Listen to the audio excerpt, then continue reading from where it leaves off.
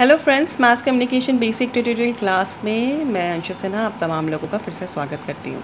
और जैसा कि मैंने आपको बताया था कि मैं अपना एक वीडियो लेकर आऊँगी, एक मॉडल पर बेस्ड होगा। तो जी हाँ, वो मॉडल यहाँ है।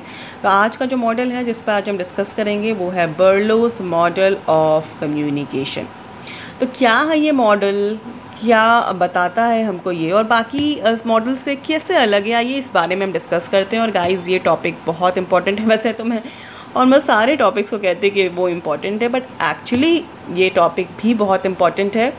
ये एक ऐसा टॉपिक है जो ग्रेजुएशन, पोस्ट ग्रेजुएशन, आगे आपको एग्ज़ाम्स के लिए भी, यूजीसी के लिए भी ये टॉपिक इम्पॉर्टेंट है।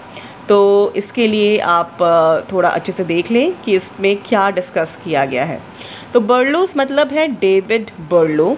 डेविड बर्लो ने ये जो मॉडल है वो अराउंड 1960s के अराउंड उन्होंने इस मॉडल को इजाद किया था। अगर आपको ठीक से नहीं दिख रहा है तो आई विल मेक श्योर मैं आपको हर एक चीज़ जो है वो बारीकी से बताऊंगी।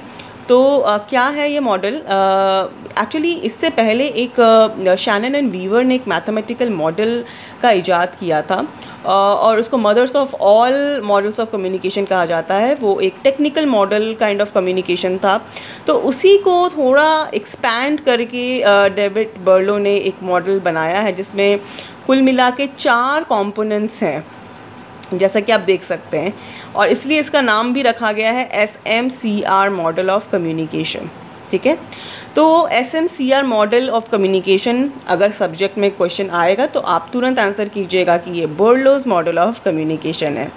और कभी कभी सवाल भी आ सकता है कि एब्रिविएशन SMCR का फुल फॉर्म क्या है। तो SMCR का फुल फॉर्म है S for sender, M stands for message, C for channel and R for receiver. ठीक है, इसीलिए इसको SMCR मॉडल ऑफ कम्युनिकेशन भी कहते हैं। तो SMCR मॉडल को उन्होंने 4 कंपोनेंट्स ऑफ कम्युनिकेशन प्रोसेस बताया है। क्या है एग्जैक्टली ये मॉडल और किस तरीके से उन्होंने इसको एक्सप्लेन किया है और उसके कुछ फैक्टर्स यहाँ पर मेंशन्ड है, आइए इस पर बात करते हैं। तो स्टार्ट करते हैं हम सबसे पहले S यानी सेंडर से। तो इसमें उन्होंने ये बेसिकली कहा है कि जो सोर्स होता है, सबसे पहले हम सेंडर कौन होता है, सेंडर कौन किसको कहेंगे हम कि वो सेंडर है। सेंडर बेसिकली वो सोर्स होता है जो कि मैसेज क्रिएटर होता है। सेंडर मैसेज क्रिएटर होता है और वो मैसेज को रिसीवर तक पहुंचाता है, उसको हम सेंडर कहते हैं। तो एक बहुत ही क्रूशियल व्यक्ति होता है, इसीलिए सबसे प्रथम स्थान पर सेंडर आता है, क्योंकि इसका काम ही होता है कि ये मैसेज को क्रिएट करना और उसको रिसीवर तक पहुंचाना। लेकिन इसके बीच में 2 और इम्पॉर्टेंट कंपोनेंट्स है जिसके बारे में हम बात करेंगे। तो सेंडर का जो बहुत इम्पोर्टेंस रखता है किसी भी कम्युनिकेशन मॉडल में, क्योंकि इसके मैसेज को ही ये बाकी चीज़ें डिपेंड करती हैं कि वो रिसीवर तक सेंडर का मैसेज कैसे पहुंचता है। तो क्या क्या वो फैक्टर्स हैं, आइए समझते हैं। पहला फैक्टर यहाँ पे मेंशन्ड है कम्युनिकेशन स्किल्स। तो कम्युनिकेशन स्किल्स कहने का मतलब है कि एक सेंडर के अंदर एक अच्छे कम्युनिकेशन स्किल की ज़रूरत है, जो मैं हमेशा आपको बार बार कहती हूँ। क्योंकि सेंडर कौन होता है? सेंडर वो व्यक्ति होता है जो कम्युनिकेट करता है, रिसीवर तक अपनी बात पहुँचाता है। तो ऑब्वियसली उसकी कम्युनिकेशन स्किल बहुत अच्छी होनी चाहिए। कम्युनिकेशन स्किल अच्छी होनी चाहिए का कहने का मतलब है कि उसकी रीडिंग, लिसनिंग, स्पीकिंग कैपेसिटी और कॉम्पिटेंसी बहुत ज़बरदस्त होनी चाहिए। वो एक अच्छा वो रीड भी कर सकता हो, अच्छा उसमें एक लिसनिंग कैपेसिटी भी अच्छी हो, स्पीकिंग कैपेसिटी तो खैर अच्छी होनी ही चाहिए। तो ऐसा ही पर्सन जिनमें ये कुछ खूबियां हैं वो एक अच्छा सेंडर कहलाता है। यानी वो बहुत क्लियर हो अपने मैसेज को लेकर, कॉन्फ्लिक्टेड ना हो, उसको पता होना चाहिए एग्जैक्ट कि उसको रिसीवर तक मैसेज कैसे पहुंचाना है और अपने थॉट प्रोसेस में ये पर्सन बिल्कुल क्लियर हो। ठीक है, इसके बाद आते हैं हम नेक्स्ट पे, इसका नाम है एटीट्यूड्स। अब जनरली एटीट्यूड का तो लोग गलत मतलब निकाल लेते हैं कि एटीट्यूड मतलब वो ईगो वाला एटीट्यूड। तो एक्चुअली ये ईगो वाला एटीट्यूड नहीं है। एटीट्यूड कहने का मतलब ये है कि इसका रिसीवर के साथ रिलेशनशिप कैसा है, लाइक एमिकेबल रिलेशन है, अच्छे रिलेशंस हैं, तो ये जो बात है ज़्यादा इफ़ेक्टिवली रिसीवर तक पहुंचेगी। अगर रिलेशनशिप रिसीवर के साथ गंदा है, ख़राब है, तो फिर कम्युनिकेशन का जो इफ़ेक्ट है वैसा नहीं आएगा। एग्जाम्पल मैं दे रही हूँ, एक बॉस है जिसका अपने एम्प्लॉय के साथ एटीट्यूड अच्छा नहीं है, अगर वो कल होकर कोई मैसेज यहाँ तक पहुँचाता है तो ऑब्वियसली उसकी मैसेज को लोग सुनेंगे ज़रूर, लेकिन कह सकते हैं कि उसका रिप्लाई वो शायद ना दे सकें, या फिर वो अपना एक ईगो रखें। एक तरीके से ऐसी चीज़ें होती हैं कि आपका रिलेशनशिप सामने वाले व्यक्ति के साथ कैसा है, अपने कॉलीग्स के साथ कैसा है, अपने बॉस के साथ कैसा है, ये एटीट्यूड बहुत डिपेंड करता है। अगर अच्छे एटीट्यूड्स हैं, अगर अच्छे रिलेशनशिप रखे हैं तो आपको कह सकते हैं कि अच्छा फीडबैक मिलेगा। अगर ख़राब एटीट्यूड रखा है आपने अपने सामने वाले के प्रति, खासकर रिसीवर के प्रति, तो आपको बदले में बहुत सही फीडबैक नहीं मिलेगा। ठीक है, नेक्स्ट इज़ नॉलेज।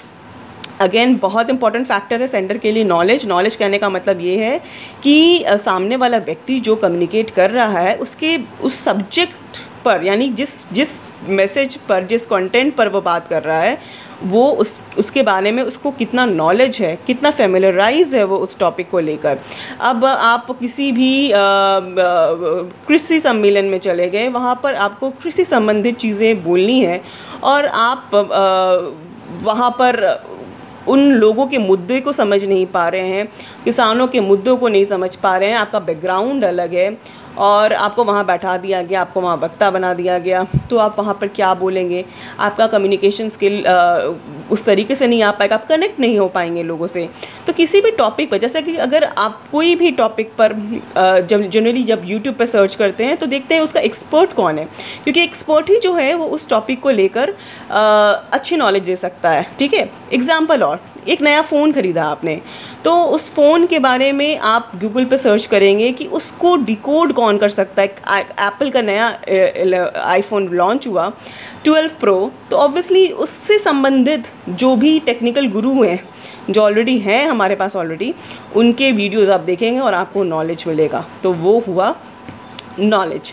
उसके बाद सोशल सिस्टम वही है, वैल्यूज़, बिलीव्स, रिलीजन, ये बहुत इंपॉर्टेंस रखती है सोशल सिस्टम, यानी इस पर बहुत कुछ डिपेंड करता है। आपकी वैल्यूज़, आपकी बिलीव्स, आपके रिलीजन, आपकी ये सारी चीज़ें, आपकी किसी चीज़ पे बहुत बड़ी श्रद्धा है, सामने वाला व्यक्ति उस चीज़ों को नहीं मानता है और आप बार बार उस चीज़ों को इम्पोज करने की कोशिश कर रहे हैं, तो आपका कम्युनिकेशन यहाँ पे इफ़ेक्टिव नहीं होगा। ठीक है, कल्चर, अगेन सेम चीज़ है यहाँ पे कल्चर को भी कहने के बारे में कि कल्चर, आपका कल्चर अलग है और अगर आप सामने वाले पर्सन को उसके अनुरूप नहीं ढल पा रहे हैं, नहीं कुछ हो पा रहा है, तो फिर वो भी कम्युनिकेशन इफ़ेक्टिव रहेगा, जैसे कि इफ़ेक्टिव नहीं रहेगा। जैसे कि कल्चर आपका, आप एक अलग कल्चर को बिलोंग करते हैं, आपकी शादी किसी अलग कल्चर में हो गई, आपको एडजस्ट होने में बहुत टाइम लगेगा, उस बीच में आपको कई कन्फ्लिक्ट्स का भी सामना करना पड़ सकता है, कई तरीके की एडजस्टमेंट में प्रॉब्लम्स आ सकती है, वाइस एंड वर्सा किसी भी केसेस में हो सकता है। तो अगेन कल्चर का बहुत बड़ा इम्पोर्टेंस है।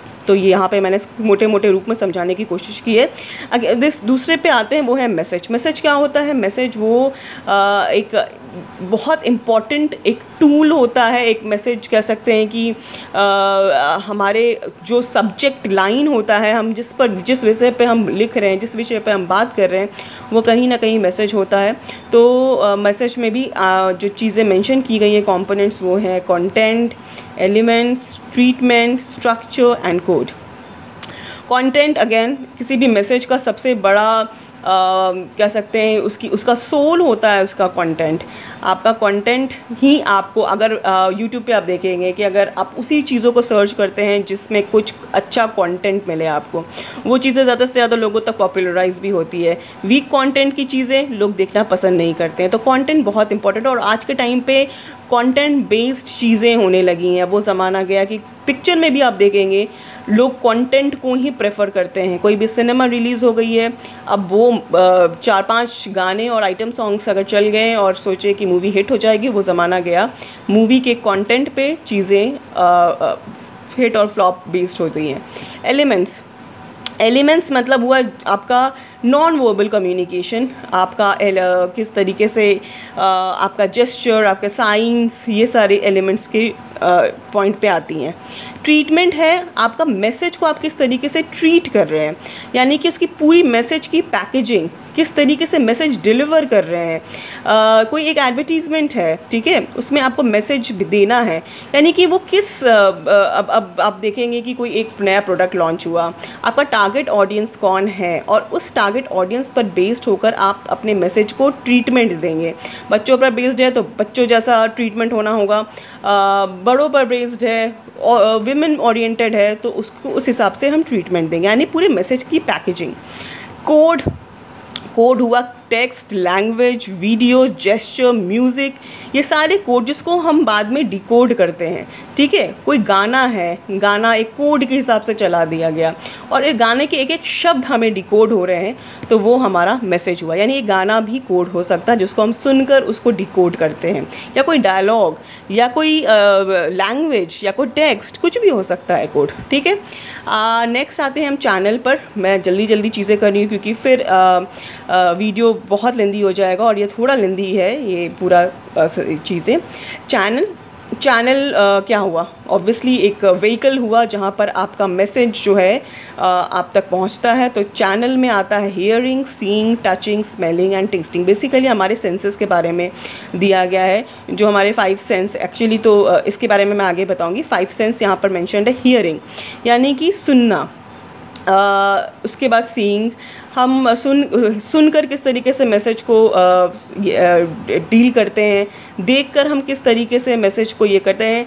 टचिंग भी है, अगर आप कोई आदमी पेन में है, अगर आप उसको एक टच दें, एक जेस्चर दें तो कहीं ना कहीं वो भी एक मैसेज, एक मीनिंग निकलता है। स्मेलिंग और टेस्टिंग, ऑब्वियसली आप सोचते होंगे ये कैसे मैसेज है, पर ये भी एक मैसेज है। स्मेलिंग इज़ लाइक कोई भी चीज़ को अगर आप स्मेल करेंगे तो वो कहीं ना कहीं आपको कुछ, एक मिट्टी की जो बारिश होती है और मिट्टी की जो महक आती है वो भी कहीं ना कहीं एक मैसेज हमें देती है, नॉस्टैल्जिक फीलिंग देती है हमें। या फिर किसी के घर में कुछ खाना बन रहा हो, उसकी स्मेल आपको मिलती है तो वो भी एक मैसेज आता है कि सामने वाला इंसान शायद बहुत अच्छा कुक है। टेस्टिंग अगेन, आपने किसी को इनवाइट किया या आपको किसी ने इनवाइट किया, आपने वहाँ का खाना खाया, आपको उसका खाना बहुत अच्छा लगा तो आपके एक कम्युनिकेट हुआ that person is a good host and a very good cook. और अब आप देखते हैं रिसीवर बेसिकली ये सेंडर का ही कंप्लीट कॉपी है। इसमें भी है communication skills, attitudes, knowledge, social system and culture, जैसा कि आप देख सकते हैं। तो कहीं कहने का क्या मतलब है कि सेंडर और रिसीवर के कंपोनेंट्स इसलिए एक है क्योंकि इसको सेम लेवल पर रखा गया है। अगर ये सेम लेवल पे नहीं होंगे तो हमारा कम्युनिकेशन 100% इफ़ेक्टिव नहीं होगा। लेकिन इस थ्योरी में कुछ, इस मॉडल में बहुत सारे क्रिटिसिज्म भी है। पहला क्रिटिसिज्म ये है कि इसमें फीडबैक नहीं है। ऑब्वियसली कोई भी कम्युनिकेशन होता है उसका फीडबैक ही उसकी आत्मा होती है। अगर मैंने कोई कंटेंट पोस्ट किया, आपके फीडबैक मिलते हैं तो मुझे पता चलता है कि मुझे आगे क्या बनाना है। किस तरीके के फीडबैक हैं तो मुझे अपने वीडियो को किस तरीके से इम्प्रोवाइज़ करना है, ये फीडबैक नहीं है इस पूरे इसमें। Next is no noise concept. कोई भी कम्युनिकेशन बिना बैरियर के नहीं होता है, हर कम्युनिकेशन में बैरियर होती है। मेरी कम्युनिकेशन आपके साथ हो रही है, कोई ना कोई बैरियर ज़रूर है। या तो आपको मेरी राइटिंग समझ में नहीं आ रही होगी, या तो आपको मेरी मैं बहुत जल्दी बोल रही हूँ तो शायद ये समझ में नहीं आ रहा होगा। तो कुछ ना कुछ फीडबैक, नॉइज़ ज़रूर होगा, या तो मेरे फ़ैन की आवाज़ आपको लगातार आ रही होगी। तो ये नॉइज़ कॉन्सेप्ट बहुत इंपॉर्टेंट होता है जो यहाँ मिसिंग है। Next is linear model. ये कम्युनिकेशन मॉडल सीधा जा रहा है, आप देख सकते हैं दिस दिस दिस दिस। और कोई भी कम्युनिकेशन सीधा जाने का मतलब ये है कि ये 1 वे कम्युनिकेशन है, it's not a 2 way communication. और कम्युनिकेशन हमेशा अच्छा कब होता है, जब वो 2 वे होता है। और 2 वे कब होगा, जब उसमें फीडबैक होगा, जो यहाँ पर मिसिंग है। And last but not the least is it omits the 6 sense. इसमें जैसे कि hearing, seeing, touching, smelling, testing, ये जो है इसमें छठे सेंस को की बात मिसिंग है, जो कि होती है अंडरस्टैंडिंग, एनालाइजिंग, थिंकिंग पावर। तो आई गेस मैंने समझाने की पूरी कोशिश की है। और ये इम्पॉर्टेंट बातें थी जो कि इसमें 6 सेंस मिसिंग है।